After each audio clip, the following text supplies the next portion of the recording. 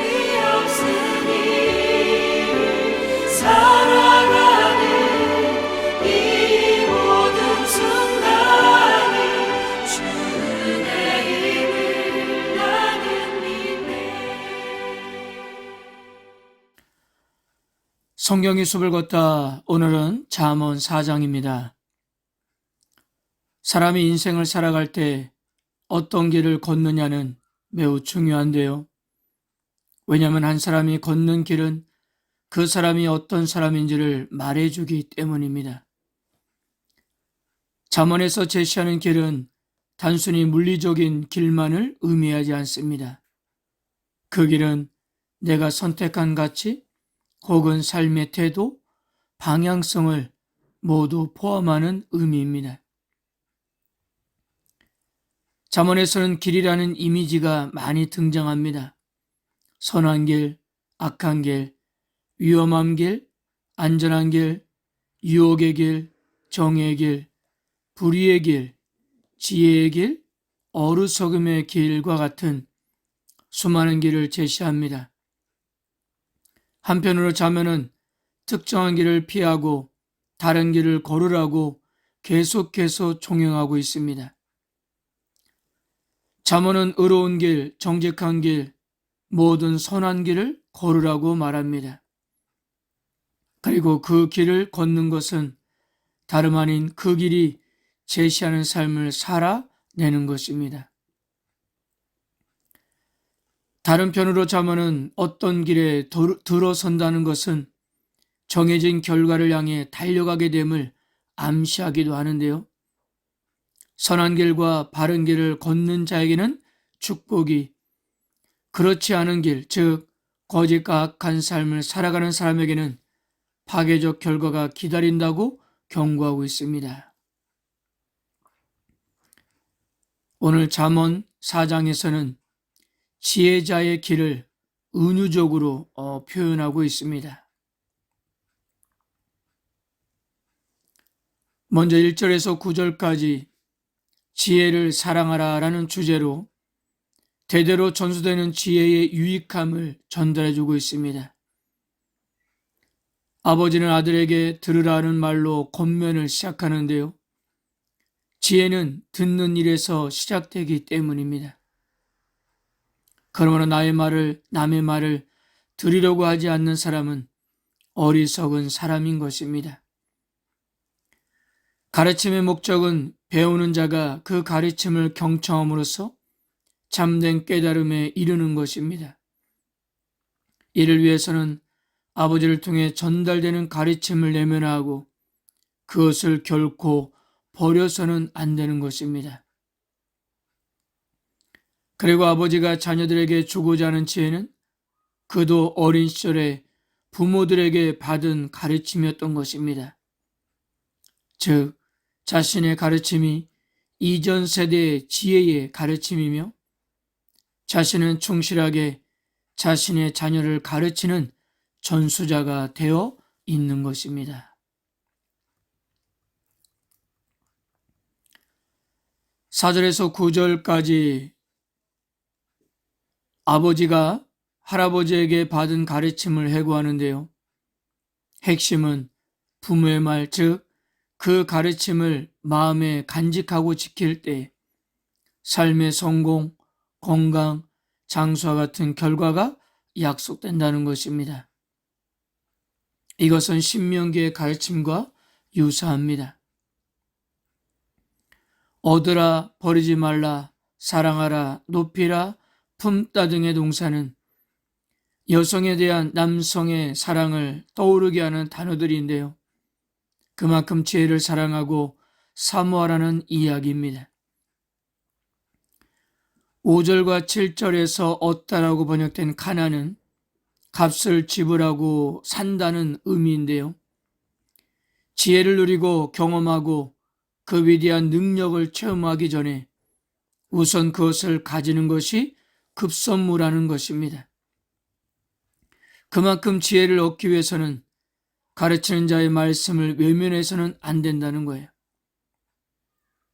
6절도 보면 단순히 가르침을 행하라거나 지혜를 얻으라는 수준이 아니라 한 존재와의 관계성에 기반을 둔 사랑의 감정을 가지라는 의미입니다.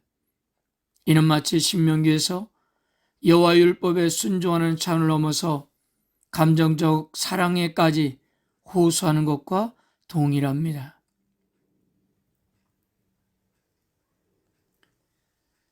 (10절에서 19절까지) 지혜의 길이라는 주제를 다룹니다.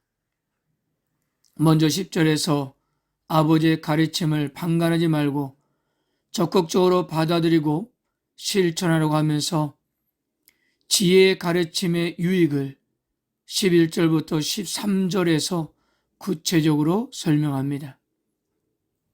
첫째, 가르침은 무엇이 의로운 길인지, 곧 무엇이 지혜의 길인지를 알게 해준다고 했습니다. 즉, 가르침은 언제나 곧고 옳은 길로 자녀를 이끄는 것입니다. 둘째, 길을 걸어갈 때 발걸음에 경련이 발생하거나 넘어지지 않도록 한다는 거예요. 공고하다는 의미는 움직이지 못하다, 경련이 일어나다, 절뚝거리다는 뜻인데요. 가르침을 따르는 자들의 일상은 결코 다치거나 불편하지 않을 것이라고 한 것입니다.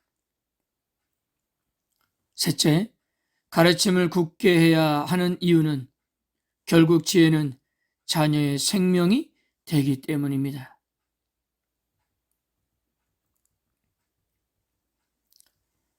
(14절에서 19절까지) 악인의 길에 대한 경고인데요. 18절과 19절에서 두 길에 대한 결론적인 대조를 보여주고 있습니다. 즉, 의인의 길은 언제나 밝게 빛날 것이지만 악인의 길은 앞으로 전혀 볼 수 없는 어둠으로 가득 차 있다는 것입니다. 악인들에게 가득 차 있는 어두움은 가장 깊은 어둠을 뜻하며 하나님의 심판을 동반하는 어둠입니다. 마지막 20절에서 27절까지는 생명으로 이끄는 길을 소개하는데요. 신체 부위들의 운율을 통해 가르침이 어떻게 각 개인에게 적용되는지를 다룹니다. 23절을 읽어보겠습니다. 모든 지킬 만한 것 중에 더욱 내 마음을 지키라. 생명의 근원이 이에서 남이니라. 모든 지켜야 할 것들 가운데 너희 마음을 지켜야 하는 이유는 마음으로부터 생의 모든 것이 나오기 때문입니다. 근원이라고 번역된 토체오트는 시작 지점, 생의 시작이라는 의미인데요. 삶의 모든 것은 마음에서부터 시작해 외부로 분출되어 나오는 것이 아니겠습니까? 그러므로 1차적인 마음에서 모든 것이 비롯되기 때문에 마음이 바로 생명의 근원이라 할 수 있는 것입니다. 하지만 본문에서는 마음 자체를 강조하기보다 그것에서 출발해 나가는 과정을 주목합니다. 즉, 마음에서 온갖 생각과 말이 나오기 때문에 인간은 마음을 항상 제어해야 한다는 의미입니다. 24절에서 27절까지는 마음 지킴과 관련된 신체 부분이 나열됩니다. 첫째, 구부러지고 삐뚤어진 말, 곧 거짓된 말을 중단하고 멀리하는 것입니다. 둘째, 마음을 지키는 것은 곧 눈이 언제나 앞을 똑바로 응시함을 의미하는데요. 전방을 주시하지 않으면 자신이 가고자 하는 목표와 다른 방향으로 갈 수도 있기 때문입니다.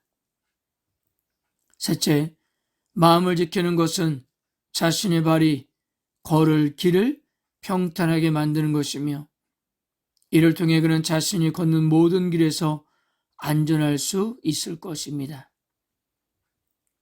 넷째, 마음을 지킨다는 것은 여행 중에 길을 벗어나거나 배회하지 않아야 한다는 거예요. 어떤 일이 있어도 자신이 가는 그 길에서 벗어나서는 안 된다는 거예요. 여호수아 1장 7절을 보세요. 오직 강하고 극히 담대하여 나의 종 모세가 내게 명령한 그 율법을 다 지켜 행하고 오로나 자로나 치우치지 말라. 그리하면 어디로 가든지 형통하리니. 좌우로 치우치는 행위를 여호수아의 관점에서는 율법의 명령에 대한 불순종의 의미로 표현한 반면 잠언의 관점에서는 그렇게 벗어나는 것은 악의 길에 들어서는 것이라고 그렇게 표현했습니다.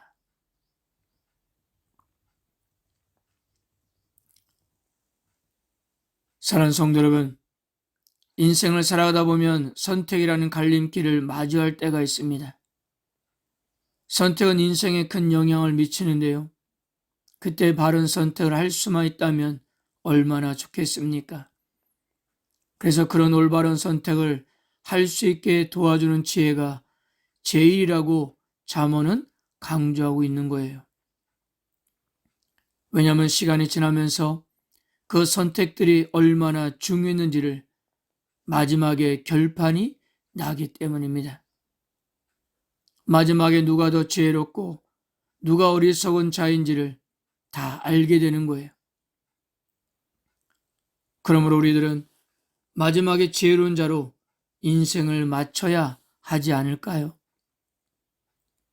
그러기 위해서는 하나님의 말씀을 귀담아 듣고 그 말씀 속에서 나오는 지혜로 삶을 의미 있게 살아가야 하는 것입니다. 말씀 안에는 우리가 살아가는 데 필요한 모든 지혜와 지식이 담겨 있기 때문입니다. 성도 여러분, 오늘도 겹눈질하면서 어느 길을 따라갈 것인가 우왕좌왕하지 마시고 정확한 말씀의 기준 안에서 오직 우리들의 시선을 주님께 맞추고 살아가십시오. 경건의 삶에는 악의 유혹을 이겨내는 소극적인 자세보다도 의의 길을 똑바로 가는 것이 더 적극적인 자세라는 사실을 알고 오늘도 하나님께서 우리에게 주신 지혜를 가지고 승리하는 하루가 되시기를 바랍니다. 아울러 이런 아름다운 신앙의 모습이 다음 세대에게도 계속 이어질 수 있도록 우리들은 끊임없이 권면해야 하겠습니다. 아멘.